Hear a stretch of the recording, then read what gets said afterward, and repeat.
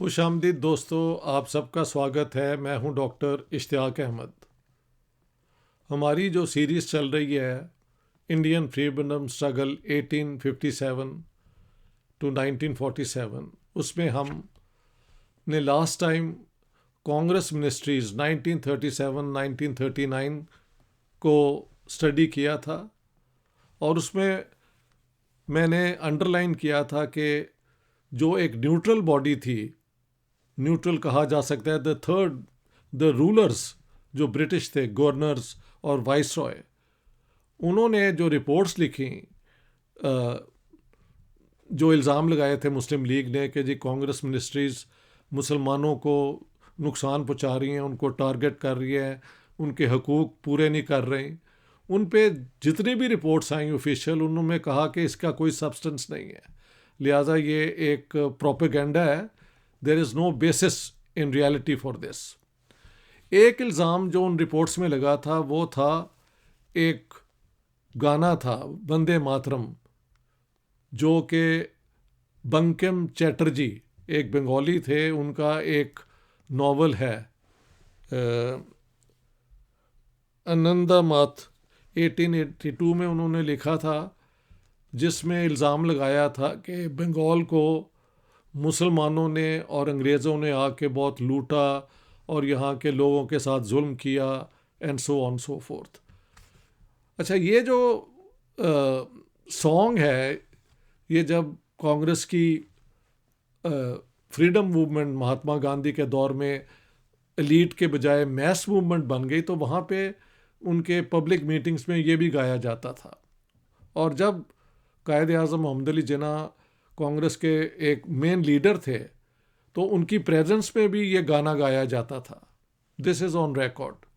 बाद में तो अब आप जानते हैं कि Jinnah left the Congress and he was now totally oppose to the Congress and so on, और उनकी वजह से ये दोनों रिपोर्ट्स, पीरपुर रिपोर्ट और शरीफ रिपोर्ट्स लिखी गई थी, और ये एलिगेशन थी कि कांग्रेस हुकूमत अगर आई तो मुसलमानों का सत्यानाश, इस्लाम तबाह हो जाएगा, ये सारी बातें की गई, जिसका मैंने बताया कि वाइस रॉय, लिनलिथगो और ब्रिटिश गवर्नर्स जो हैं, उनकी रिपोर्ट से ये बिल्कुल बरक्स। वो कहते हैं कोई ऐसी पॉलिसीज़ नहीं थी हुकूमत की, मिनिस्ट्रीज़ की, जो मुसलमानों के ख़िलाफ़ जाती हों।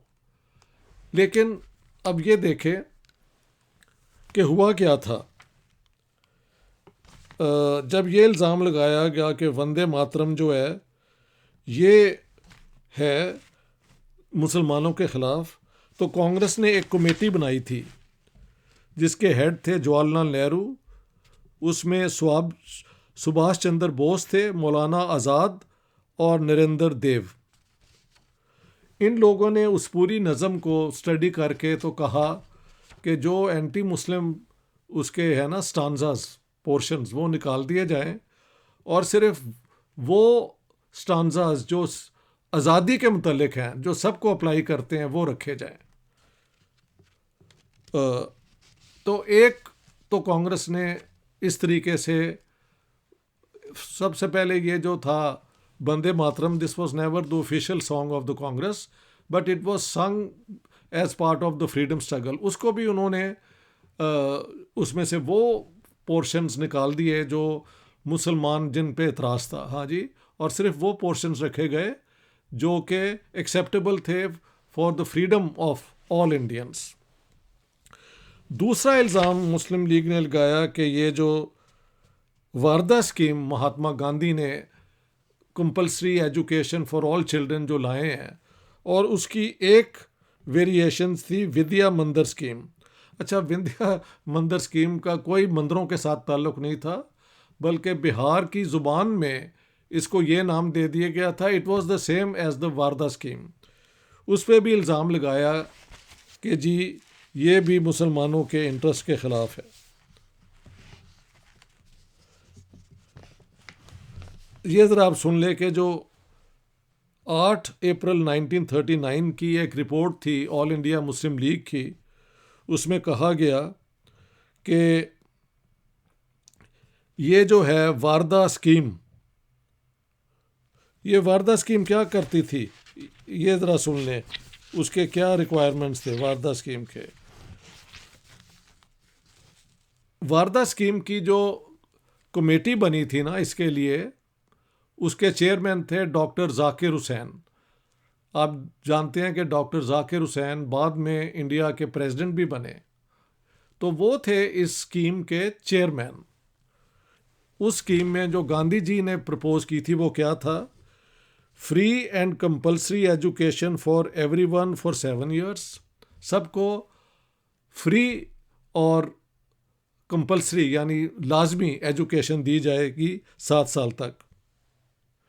The medium of instruction will be the mother tongue, यानी अगर आप बंगाली हैं तो बंगाली में, अगर आप पंजाबी हैं तो पंजाबी में, गुजराती हैं तो गुजराती में।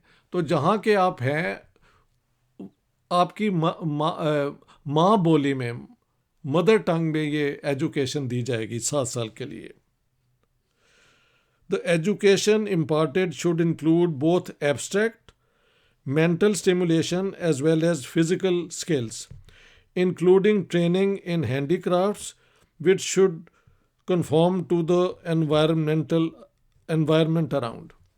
हाँ, कि जो एजुकेशन होगी उसमें एब्स्ट्रैक्ट होता है थ्योरेटिकल, यानी मैथमेटिक्स और वटेवर स्किल्स, आप ग्रामर, ये सारी चीज़ें होंगी ताकि मेंटली आप लोगों को तैयार कर सकें। साथ साथ बच्चों को फिज़िकल स्किल्स भी सिखाई जाएंगी कि वो कोई ना कोई हुनर सीख लें। गरीबों के बच्चे थे, उनके अगर हुनर आ जाएगा तो वो एजुकेशन भी अपनी कर सकते हैं और साथ साथ they can contribute to the economy of the household. तो उनको कोई स्किल्स भी सिखाया जाएगा। मेरे ख्याल से ये इंतहाई सिंपथेटिक और ह्यूमेन किस्म की रिक्वायरमेंट्स थी।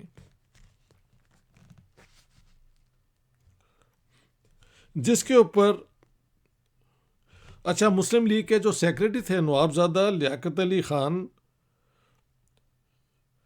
को ये स्कीम सेंट्रल प्रोविंसेस के पंडित शुक्ला ने बताई भी थी,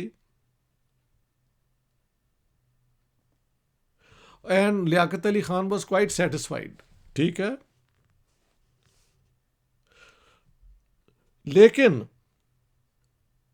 जब कांग्रेस मिनिस्ट्रीज रिज़ाइन कर गई तो मुस्लिम लीग ने एक रेजोल्यूशन 4 दिसंबर 1938 को नहीं, उस दौरान ही एक रेजोल्यूशन किया था कि वारदा स्कीम को एग्जामिन किया जाए कि क्या ये मुसलमानों के ख़िलाफ़ है। तो वहाँ पे कहा गया कि क्योंकि इसके ऊपर मदर टंग में एजुकेशन, ये पाकिस्तान में मुझसे सिंधी और पंजाबी हरकत पूछते रहते हैं जी, मदर टंग। तो अभी आप यहाँ सुन लें, गांधी जी ने कहा था कि ये सारी एजुकेशन जो थ्योरेटिकल भी होगी और फिज़िकल स्किल्स भी, हुनर भी सिखाया जाएगा, ये मदर टंग में होगी। लेकिन मुस्लिम लीग ने जब उनकी कमेटी मिली तो उन्होंने कहा कि क्योंकि मुसलमानों की मदर टंग कहा उर्दू है, यानी सारे मुसलमानों की, चाहे वो मद्रास वाले हों, पंजाब वाले हों, फ्रंटियर, उन्होंने कहा जी हमारी मदर टंग उर्दू है। रीजनल लैंग्वेजेस जो है वो तो हमारी मदर टंग नहीं है।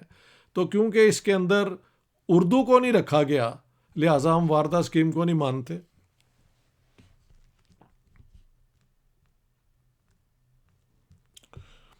साथ साथ कहा गया कि एक ऐसी एजुकेशन स्कीम बनाई जाए जिसमें इस्लामिक बुनियाद पे एजुकेशन दी जाए। याद रखें, ये वारदा स्कीम जो है ये सेकुलर थी, इसमें मज़हब का कोई रोल नहीं था। लेकिन जो मुस्लिम लीग ने इसके ख़िलाफ़ प्रपोज़ल दिया, उसमें कहा कि सारा मुसलमानों की मदर टंग तो है ही उर्दू, और उन एजुकेशनल स्कीम इस्लाम की बुनियाद पे इस्लामिक एजुकेशन होनी चाहिए। तो ये इल्ज़ाम लगाना कि गांधी जी ने मज़हब लेके आए हैं, ये बिल्कुल बेबुनियाद थी। It's the other way around. उन्होंने तो एक सेकुलर एजुकेशन जहाँ पे थ्योरेटिकल और ये एक फिज़िकल ट्रेनिंग भी, कि हुनर बच्चे सीख लें गरीबों के, ताकि वो गुजारा भी कर सकें ना, वो वाली थी। तो इस पे इल्ज़ाम लगाया गया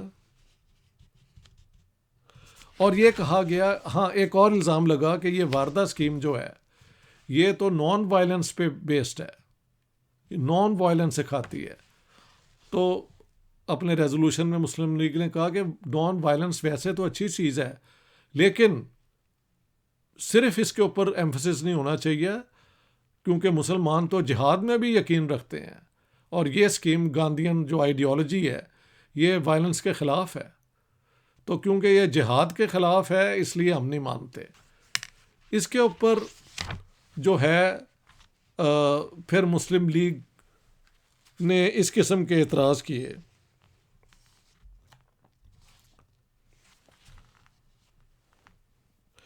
यहाँ पे मैं बता दूँ, Jinnah scholar and director of Jinnah archives online Saleena Karim जो है, what did she write about the Wardha scheme, ज़रा सुन लें। ये पाकिस्तानी खातून है और एक उनकी किताब में मेरे मुतलिक भी जिक्र है, with a lot of respect उन्होंने किया है, so I am grateful to her. Jinnah वाली किताब नहीं, उससे पहले के जो मेरी रिसर्च है। लेकिन यहाँ पे वो वारदा स्कीम पे क्या लिखती हैं, remember she is Jinnah archives की वो ऑनलाइन वो है head. The Wardha scheme of education, the brain child of Gandhi, was enforced in the Congress ruled provinces in March 1938.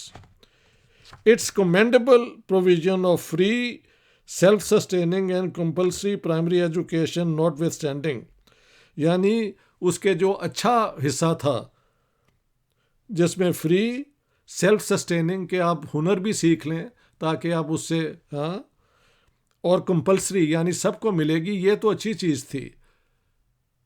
लेकिन इसके बावजूद it had many facets that were deemed unacceptable bye Muslims, लेकिन उसमें कुछ फीचर्स थे जो मुसलमानों को काबिल कबूल नहीं थे, including the inculcation of the concept of ahimsa, यानी कि ये जो अहिंसा नॉन वायलेंस का कॉन्सेप्ट है, ये इंट्रोड्यूस जो उन्होंने किया ये मुसलमानों के लिए काबिल कबूल नहीं है, क्योंकि मुसलमान तो जिहाद में यकीन रखते हैं। तो ये इल्ज़ाम लगाया। इसलिए मुसलमानों को कहा गया कि उनका सेपरेट एजुकेशनल सिस्टम होना चाहिए जो रिलीजियस इस्लामिक आइडियल्स के ऊपर मबनी हो।